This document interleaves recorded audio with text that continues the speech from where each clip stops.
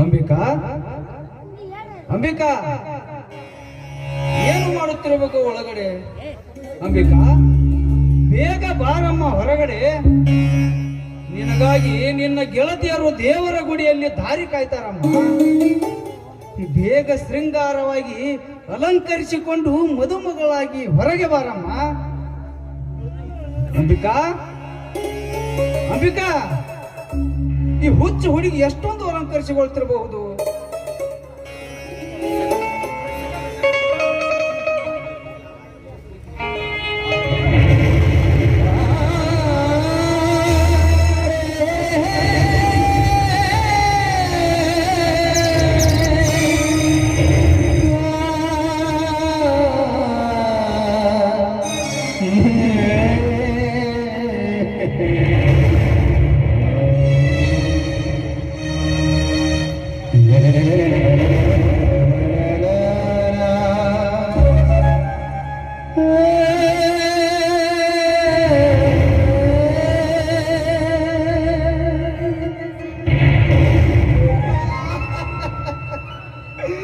ಎಂತ ಅನಾಹುತ ಮಾಡಿಕೊಂಡೆ ಮಗಳೇ.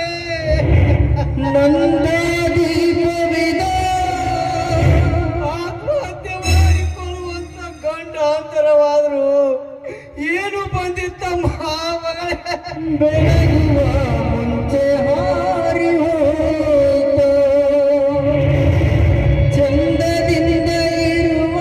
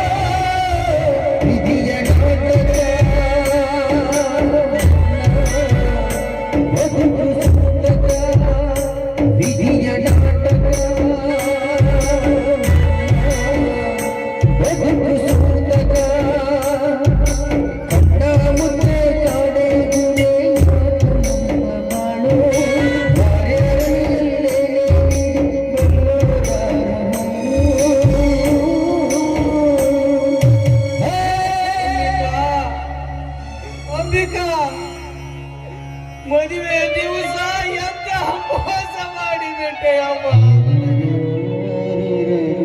ಮದುವೆಗೆ ಬಂದ ಜನರಿಗೆ ನಾನೇನೆಂದು ಉತ್ತರ ಕೊಡಲಿ ಮಗಳೇ, ನಾನೇನೆಂದು ಉತ್ತರ ಕೊಡಲಿ.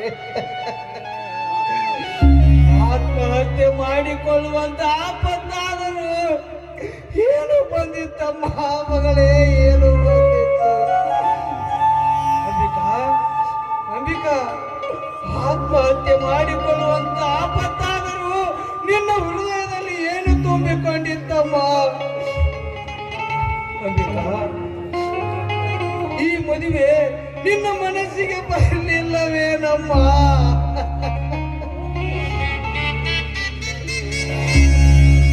ನೀ ಮೆಚ್ಚಿದ ನಿಮ್ಮ ಮಾವನೊಂದಿಗೆ ಮದುವೆ ಮಾಡಿಕೊಳ್ಳುವ ನಿನ್ನ ಹೃದಯ ಒಪ್ಪಲಿಲ್ಲವೇ?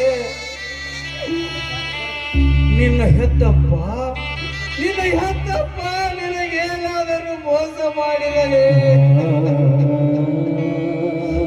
ಇಲ್ಲ ಇಲ್ಲ, ಹಾಗಾದರೆ ಆತ್ಮಹತ್ಯೆ ಮಾಡಿಕೊಳ್ಳುವಂತ ಒಪ್ಪಿಗೆಯಾದರೂ ನಿನ್ನ ಆತ್ಮಕ್ಕೆ ಹೇಗೆ ಒಪ್ಪಿದ್ದಮ್ಮ?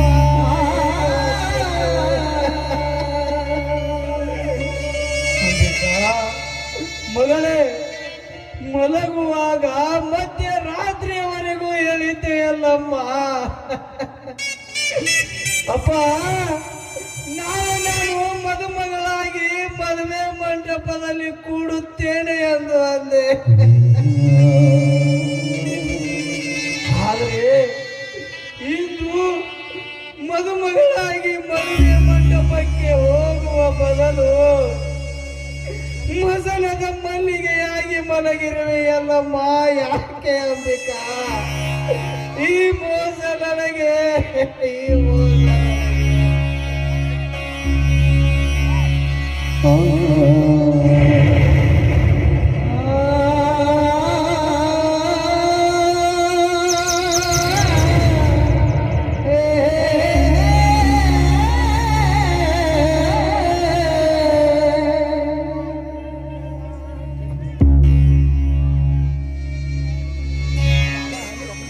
ನಿಮ್ಮ ಪ್ರೀತಿಯ ಮಗಳಾದ ಅಂಬಿಕಾ ತಿಳಿಸುವುದೇನೆಂದರೆ, ಹೆತ್ತ ತಾಯಿಯನ್ನು ಕಳೆದುಕೊಂಡ ನನ್ನನ್ನು ಪ್ರೀತಿ ವಾತ್ಸಲ್ಯಗಳಿಗಿಂತ ಹೆಚ್ಚಾಗಿ ಪ್ರೀತಿಯಿಂದ ಸಾಕಿ ಬೆಳೆಸಿ ವಿದ್ಯಾಭ್ಯಾಸ ನೀಡಿದಿರಿ.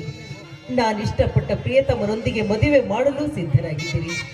ಆದರೆ ನನ್ನ ಜೀವನದಲ್ಲಿ ನಡೆಯಬಾರದನ್ನ ಘಟನೆ ಒಂದು ನಡೆದು ಹೋಯಿತು. ನೀವಿಲ್ಲದ ಸಮಯದಲ್ಲಿ ಈ ಊರಿನ ನ್ಯಾಯಾಧೀಶರೆನಿಸಿಕೊಂಡ ಧರ್ಮ ಧಣಿಗಳ ಮಗ ಮಹಾಂತೇಶ್ ಮನೆಗೆ ಬಂದು ಕಾಮದ ಕೆಟ್ಟ ವಿಚಾರದಲ್ಲಿ ನನ್ನ ಶೀಲವೆಂಬಕ್ಕೆ ಹುಳಿ ಹಿಂಡಿದ. ಅಪವಿತ್ರವಾದ ನನ್ನ ದೇಹವನ್ನು ಮತ್ತೊಬ್ಬರಿಗೆ ಒಪ್ಪಿಸುವುದು ಧರ್ಮವಲ್ಲ ಅಂತ ತಿಳಿದು ಆತ್ಮಹತ್ಯೆ ಮಾಡಿಕೊಂಡ್ಬಿಟ್ಟೆ. ತಪ್ಪಾಗಿದೆ, ದಯವಿಟ್ಟು ಈ ನಿಮ್ಮ ಮಗಳನ್ನು ಕ್ಷಮಿಸಿ. ಇಂತಿ ನಿಮ್ಮ ಪ್ರೀತಿಯ ಅಂಬಿಕಾ.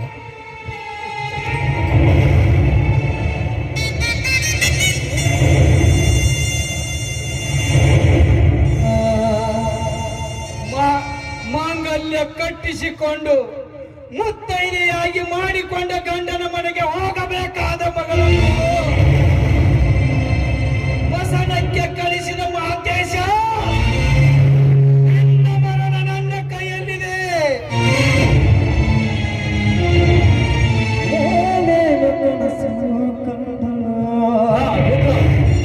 ನಿಲ್ಲು, ಎಲ್ಲಿಗೆ ಹೊಂಟಿದ್ದೀವಿ? ಮುಂದೆ ಒಂದೇ ಒಂದು ಹೆಜ್ಜೆ ಇಟ್ಟರೆ ನನ್ನ ಆನೆ ಆಗಿದೆ. ದಯವಿಟ್ಟು ಮುಂದೆ ಬರಬೇಡ. ಮದುವೆಗೆ ಬರುವ ಮಾನವರಲ್ಲ ನೀವು. ಮಾನವರನ್ನು ತಿಂದು ಹಾಕುವ ಗೋಮುಖ ವ್ಯಾಘ್ರಗಳು ನೀವು. ಯಾಕೋ ರುದ್ರ ಮನ ಬಂದಂತೆ ಬೊಗಳುತ್ತಿರುವೆಯಲ್ಲ? ನನ್ನನ್ನು ಕಂಡರೆ ಹೆದರಿ ನಡುಗುತ್ತಿರುವ ಅಂತವನ ಮದುವೆಗೆ ಬಂದರೆ ಬಾಯಿಗೆ ಬಂದಂತೆ ಬೊಗಳುತ್ತಿರುವೆಯಲ್ಲೋ? ಏನಾಗಿದೆಯೋ ನಿನಗೆ? ಏನಾಗಿದೆ? ಹುಚ್ಚು ಹಿಡಿದಿದೆ ನನಗೆ. ಎಚ್ಚರ ಹೇಳುವವರ ಮನೆಯಲ್ಲಿ ಹುಚ್ಚನಾಗಿ ದುಡಿದನಲ್ಲೋ, ಹೆಚ್ಚು ತಾಳಲಾರದೆ ಹುಚ್ಚನಾಗಿದ್ದೇನೆ. ಅಂದ್ರೇನು ನಿನ್ನ ಮಾತಿನ ಅರ್ಥ? ನಮ್ಮನ್ನ ಕಂಡ್ರೆ ಗೌರವದಿಂದ ಮಾತಾಡುತ್ತಿದ್ದ ನೀನು ಇಂದು ಏಕವಚನದಲ್ಲಿ ಮಾತಾಡ್ತಿದ್ಯಲ್ಲ? ನಮ್ಮಿಂದ ನಿನ್ಗೇನಾಯ್ತು? ಯಾಕೆ ಇವತ್ತು ನಿನ್ನ ಮಗ ಮದುವೆ ಅಲ್ವಾ?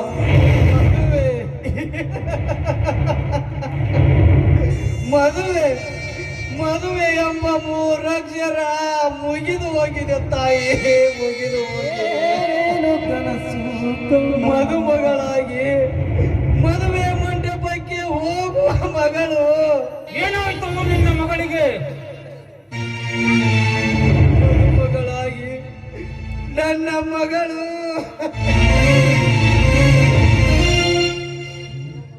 ಏನಾಯ್ತು ನಿನ್ನ ಮಗಳಿಗೆ? ನನ್ನ ಮಗಳು ಆತ್ಮಹತ್ಯೆ ಮಾಡಿಕೊಂಡಿದ್ದಾಳೆ.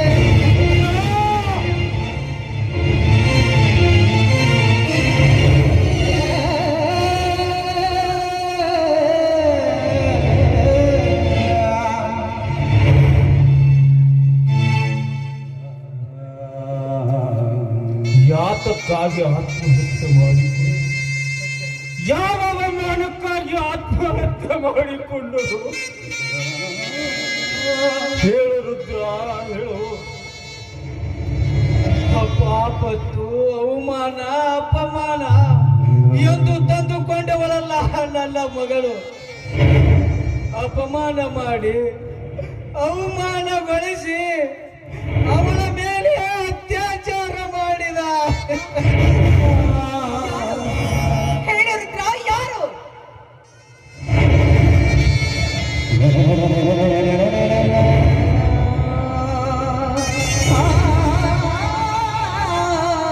ಆ ಕುಲಘಾತಕ ಬೇರೆ ಯಾರು ಅಲ್ಲ ತಾಯಿ, ನಿಮ್ಮ ಉದರದಲ್ಲಿ ಜನಿಸಿದ ನಿಮ್ಮ ಮಗ ಮಹಾತೆ.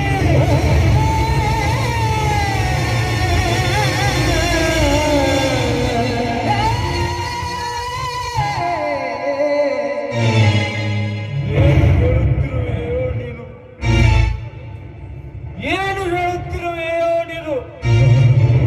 ಈ ಮಾತು ಸತ್ಯವೇನು?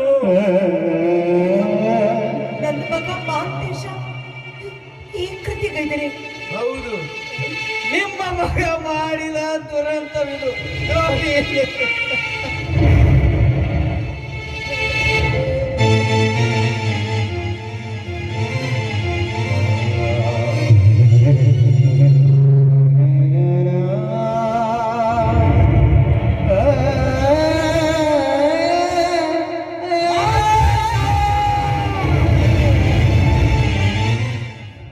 ಮಠದಲ್ಲಿ ಸಾಕಿದ ಗಿಳಿಯದ್ದು ಆಡುತ್ತಿತ್ತು. ಆದರೆ ಕಟುಕರ ಮಾತು ಕೇಳಿ ಹಸಿ ಮಾಂಸ ತಿನ್ನುವ ರಣ. ನನ್ನ ಮಗ ಮಹಾಂತೇಶ ಇಂಥ ಮೋಸ ಮಾಡ್ತಾನೆ ಅಂತ ನಾನು ಕನಸು ಮನಸ್ಸಿನಲ್ಲೂ ಭಾವಿಸಿರ್ಲಿಲ್ಲ ರೀ. ಯಾರು ನೆನಸಿರ್ಲಿಲ್ಲ ಈ ಸನ್ನಿವೇಶ. ಕನಸನ್ನು ನನಸು ಮಾಡಿಕೊಂಡು ಹೋದವನು ಇಲ್ಲಿಲ್ಲ. ಈಗ ಉಳಿದುಕೊಂಡಿರೋರು ನಾವೀಗ 3 ಜನ. ಇಂಥ ಸುಂದರ ಸನ್ನಿವೇಶವನ್ನು ನೋಡಿ ನಿಮ್ಮ ಮನಸ್ಸಿಗೆ ಸಂತೋಷ ಪಡಿಸಿಕೊಳ್ಳಿ. ಇಂಥ ಸಂತೋಷ ಸಮಯ ನಿಮಗೆ ಮತ್ತೆ ಸಿಗಲಾರದು. ಬಡವನ ಮನೆ ಹಾಳಾದರೆ ಭತ್ತ ಬೆಳೆಯುವ ಮನೆಗೆ ಕೊಬ್ಬು ಬರುವುದು ಎನ್ನುವ ಮಾತು ಸುಳ್ಳಾಗಿರಲಿ. ನಾನು ಏಕವಚನದಲ್ಲಿ ಮಾತನಾಡಿದರೆ ನಿಮ್ಮ ಆತ್ಮಕ್ಕೆ ಅಪಮಾನವಾಗಬಹುದು ಅಲ್ವೇ? ಏಕೆಂದರೆ ಮಾನವಂತರ ಮನೆತನದ ಮುತ್ತುಗಳು.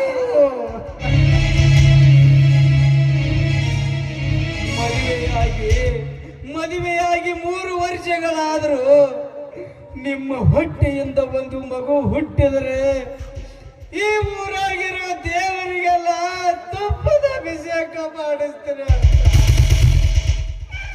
ಅದಕ್ಕೆ ಮತ್ತೆ ಆದ್ರೆ ನಿಮ್ಮ ಮಗ ಹಾಲು ಎರೆದವರಿಗೆ ವಿಷ ಕೊಟ್ಟು ಹೋದ.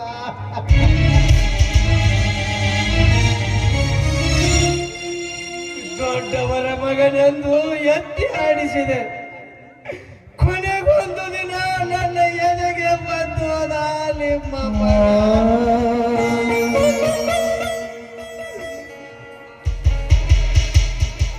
ಮಾನವಂತರ ಮನೆತನವೆಂದು ಪ್ರಾಮಾಣಿಕತೆಯಿಂದ ದುಡಿದ ಮನುಷ್ಯನಿಗೆ ತಕ್ಕ ಪ್ರತಿಫಲ.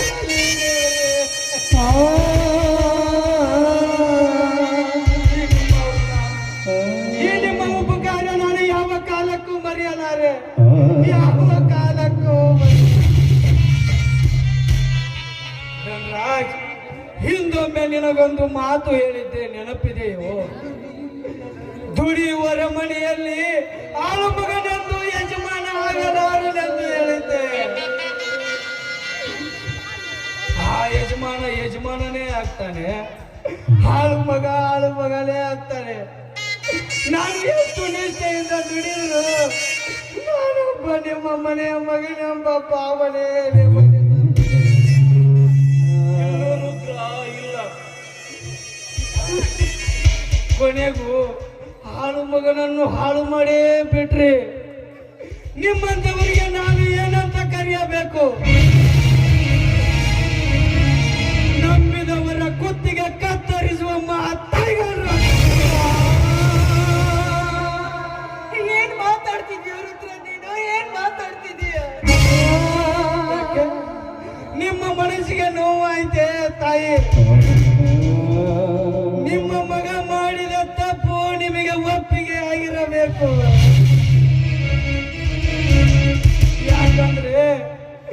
ಯಾಕಂದ್ರೆ ನನ್ನ ಹೆಂಡತಿ ಹೊಟ್ಟೆಯಿಂದ ಹೆಣ್ಣು ಹುಟ್ಲಿ ಎಂದು ನೀವು ಬೇಡಿಕೊಂಡಿದ್ದೀರಿ.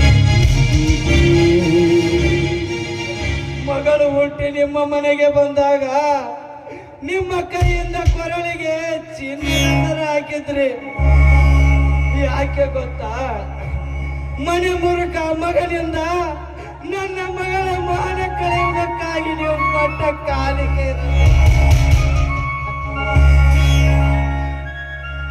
ಇವತ್ತು ಆ ಉಪಕಾರ ನಿಮ್ಮ ಮಗನಿಂದ ತೀರಿಸಿಕೊಂಡು ಬಿಟ್ರಿ. ಧನರಾಜ್, ಮಾತನಾಡಿ. ಯಾಕೆ ಮೌನವಾಗಿ ನಿಂತಿದ್ದೀರಿ? ಮಾತನಾಡಿ. ಮಾತನಾಡುವ ನಾಲಿಗೆ ಹಚ್ಚಿಕೊಂಡಿದ್ದೆ, ಧೈರ್ಯ ಹೆದರಿಕೊಂಡಿದ್ದೆ, ಮಾತನಾಡುವ ರೀತಿ ತಪ್ಪಿ ಹೋಯಿತೆ.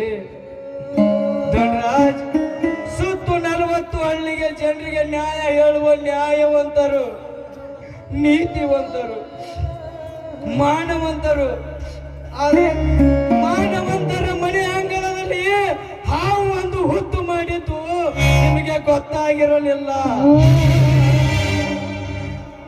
ನೀವು 10 ಜನರಿಗೆ ಅಮೃತ ಕುಡಿಸಿದರೆ ನಿಮ್ಮ ಮನೆಯ ಹುತ್ತಲ್ಲಿರುವ ಹಾವು ನಂಬಿದವರಿಗೆ ವಿಷ ಬಡಿಸುತ್ತದೆ. ಹೆತ್ತವರಾಗಿ ನೀವು ಇದನ್ನು ಅರಿತುಕೊಂಡಿಲ್ಲ. 10 ಜನರಿಗೆ ಬೊಟ್ಟು ಮಾಡಿ ತೋರಿಸುವ ನಿಮ್ಮ ಅಣ್ಣ ತಟ್ಟೆಯಲ್ಲಿ ಸತ್ತು ಬಿದ್ದ ಹಂದಿಯನ್ನು ನೀವು ಮರ್ತಿದ್ದೀರಿ. ಇದು ಮಾನವಂತರ ಮನೆತನದ ಕಥೆ, ಅಲ್ಲ ಇದು ಕಥೆ. ದಯವಿಟ್ಟು ಮನ ನೋವಾಗುವಂತೆ ಮಾತಾಡಬೇಡ. ಮಾದೇವಿ, ನೀನು ಸ್ವಲ್ಪ ಮೌನ ತಾಳಿ ನಿಲ್ಲು. ಮಧ್ಯದಲ್ಲಿ ಮಾತನಾಡಬೇಡ. ಮಾತಾಡು ರುದ್ರ. ಏನು ಮಾತಾಡಬೇಕಾಗಿದೆಯೋ ಮಾತಾಡಿದ. ನನ್ನದೇನು ಅಭ್ಯಂತರ. ಮನನೊಂದು ಮಾತನಾಡುವರ ವಿರುದ್ಧ ಮರಳಿ ಮಾತನಾಡುವುದು ಮಹಾ ತಪ್ಪಾಗುತ್ತದೆಯೋ ರುದ್ರ, ಮಹಾ ತಪ್ಪಾಗುತ್ತದೆ. ಹೆತ್ತ ಮಕ್ಕಳನ್ನು ಕಳೆದುಕೊಂಡ ನೋವು ಹೆತ್ತ ಕರುಳಿಗೆ ಗೊತ್ತಾಗುತ್ತದೆ. ಹೊರತು ನೋಡವರಿಗೆ ಅರ್ಥವಾಗಲಾರದು ರುದ್ರ, ಅರ್ಥವಾಗುತ್ತದೆ. ಇಂದು ನಿನ್ನ ಮಗಳು ನನ್ನ ಮಗ ಸತ್ತಿದ್ದಾಳೋ, ನನ್ನ ಮಗ ಸತ್ತು ಬದಿ ಹಿಡಿಯುತ್ತಿದ್ದು ನಿನ್ನ ಮಗಳ ಬದಿವಲ್ಲೂ ನನ್ನ ಮಗಳ ಬದಿವಿ. ತಪ್ಪು ಮಾಡಿದ ವ್ಯಕ್ತಿಯನ್ನು ಹೆತ್ತಿದ್ದು ನಮ್ಮ ಕರ್ಮ. ತಪ್ಪು ಮಾಡಿದ ವ್ಯಕ್ತಿ ಎಂತ ದೊಡ್ಡ ವ್ಯಕ್ತಿ ಆದ್ರೂ ತಪ್ಪು ಮಾಡಿದ ಮೇಲೆ ಸಣ್ಣವನೇ ಆಗ್ತಾರೋ, ಸಣ್ಣವನೇ ಆಗ್ತಾರೋ. ಬರೀ ಇಂದ ಬಾಯಿ ಮಾತಿದಷ್ಟೇ ಯಾಕೋ ಕಾಲಲ್ಲಿರುವ ಕೆರಳಿನ ಅನ್ವಯಿಸ್ಕೋತೀನೋ.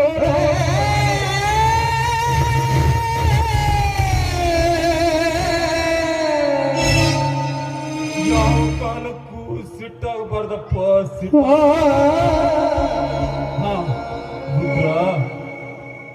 ಕಳೆದುಕೊಂಡ ಮಾನ, ಸತ್ತು ಹೋದ ಮಗಳು ಯಾವ ಕಾಲಕ್ಕೂ ಮರಳಿ ಬರಲ್ಲ.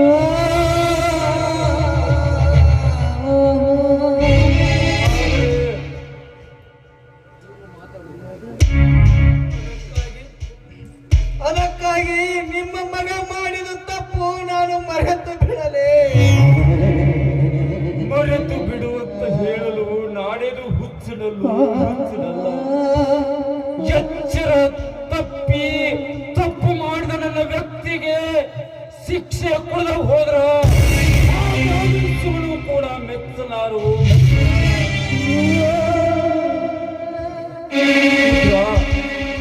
ಅದು ನಿನ್ನಿಂದ ಯಾವ ಕಾಲಕ್ಕೂ ಆಗಬಾರ್ದು. ಅದಕ್ಕಾಗಿ ನಿನ್ನ ಹತ್ರ ಒಂದು ಭಿಕ್ಷೆ ಕೇಳ್ತೀನಪ್ಪ. ಯಾವ ಕಾಲಕ್ಕೂ ಇಲ್ಲ ಅಂತ ಹೇಳಬಾರ್ದು, ಇಲ್ಲ ಅಂತ ಹೇಳಬಾರ್ದು. ಏನು ಅಂತ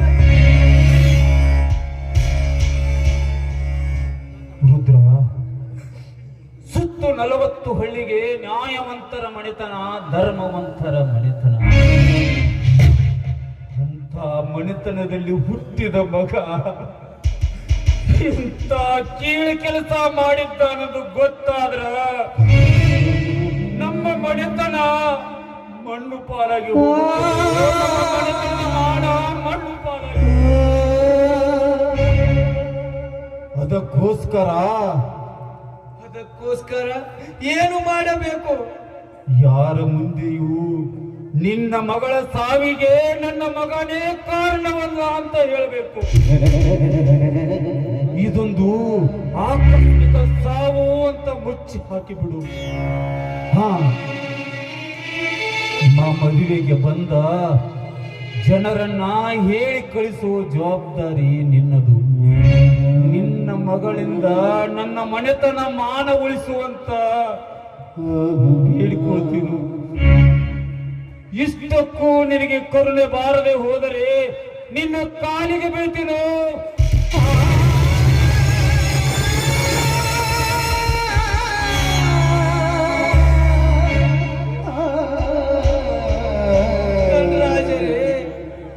ಅಂದರೆ ಕಣ್ಣೀರು ಬರುವುದು ಸ್ವಾಭಾವಿಕ. ಆದರೆ ನೀವು ಹೇಳುವ ಮಾತು ಅಂದರೆ ಕಣ್ಣೀರು ಬರದಂತೆ ಹೇಳು ಎಂದಂತೆ ಮಾತು. ಕೈ ಸುಟ್ಟ ದೀಪದ ಕೋಪಕ್ಕೆ ಯಾವ ಕಾಲಕ್ಕೂ ಪೊನೆತೆಯನ್ನು ಹೊಡಿಬಾರ್ದು, ಪೊನೆತೆಯನ್ನು ಹೊಡಿಬಾರ್ದು. ಯಾಕಂದ್ರೆ ಮಾನವಂತರ ಮನೆತನದಲ್ಲಿ ಹುಟ್ಟಿದ ಅಂದಾಗ ಈ ಮನೆತನಕ್ಕೆ ಯಾವ ಕುತ್ತು ಬರಬಾರ್ದು. ಇದೊಂದು ಭಾರ ಹೋರು ಅಂತ ನಾವು ಕೇಳ್ತಾ ಇದ್ದೀವಿ. ಮಹಾದೇವಿ, ರುದ್ರ ಇಟ್ಟ ಅಭಿಮಾನ ನಿನ್ನ ಮಗ ಇಡಲಿಲ್ಲ ಕಣೆ, ನಿನ್ನ ಮಗ ಇಡಲಿಲ್ಲ.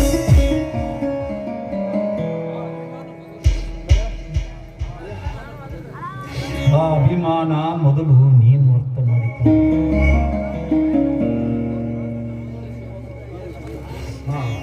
ರುದ್ರ, ನಿನ್ನ ಮಗಳ ಶವ ಸಂಸ್ಕಾರದ ವ್ಯವಸ್ಥೆ ನೀನು ಮಾಡು. ಮದುವೆಗೆ ಬಂದ ಜನರಿಗೆ ಹೇಳಿ ಕಳಿಸೋ ಜವಾಬ್ದಾರಿ ನನ್ನದು.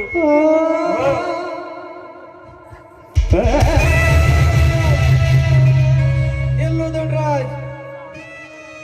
ನಿಮ್ಮ ಮನೆಯ ಅನ್ನ ಉಂಡ ಋಣಕ್ಕಾಗಿ ನಿಮ್ಮ ಮಾತು ನಾನು ನಡೆಸಿಕೊಡ್ತೀನಿ. ಆದ್ರೆ ನಿಮ್ಮ ಮಗ ಮಾಡಿದ ತಪ್ಪಿಗೆ ಶಿಕ್ಷೆ ಕೊಡದೆ ಹೋದರೆ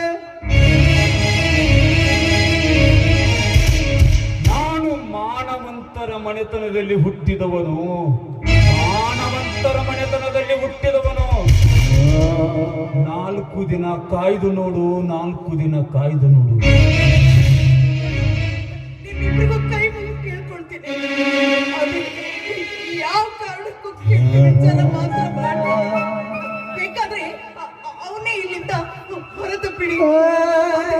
ನಿಮ್ಮ ಮನಸ್ಸಿನಲ್ಲಿ ತುಂಬಿಕೊಂಡಿರೋ ಆ ಕೆಟ್ಟ ಭಾವನೆಗಳನ್ನ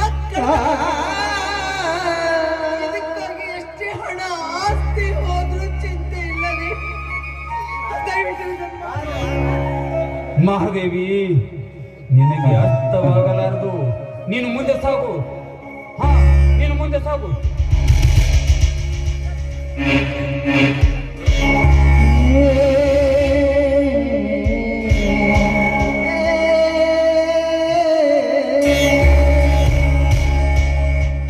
ನಗುತ್ತೈತೆ ದೈವಾಲಿ, ಅಳುತ್ತೈತೆ ಜೀವಾಲಿ. ನಗುತ್ತೈತೆ ದೈವಾಲಿ, ಅಳುತ್ತೈತೆ ಜೀವಾಲಿ. ವಿಧಿಯಾಟ ಕಂಡೂರ್ಯಾರು ಮಾನವ, ವಿಧಿಯಾಟ ಕಂಡೂರ್ಯಾರು ಮಾನವ. ನಗುತ್ತೈತೆ ದೈವಾಲಿ, ಅಳುತ್ತೈತೆ ಜೀವಾಲಿ. ನಗುತ್ತೈತೆ ದೈವಾಲಿ, ಅಳುತ್ತೈತೆ ಜೀವಾಲಿ. ವಿಧಿಯಾಟ ಕಂಡೂರ್ಯಾರು ಮಾನವ, ವಿಧಿಯಾಟ ಕಂಡೂರ್ಯಾರು ಮಾನವ.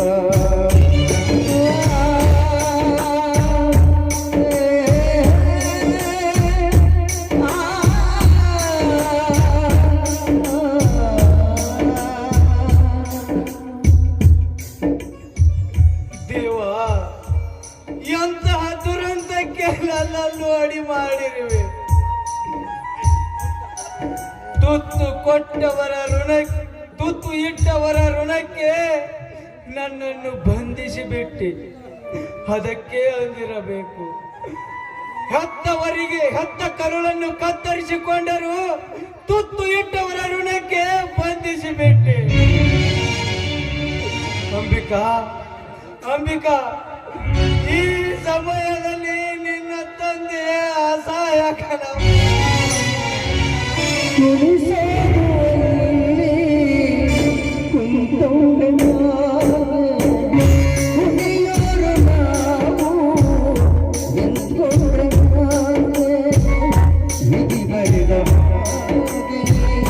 ನಡೆದು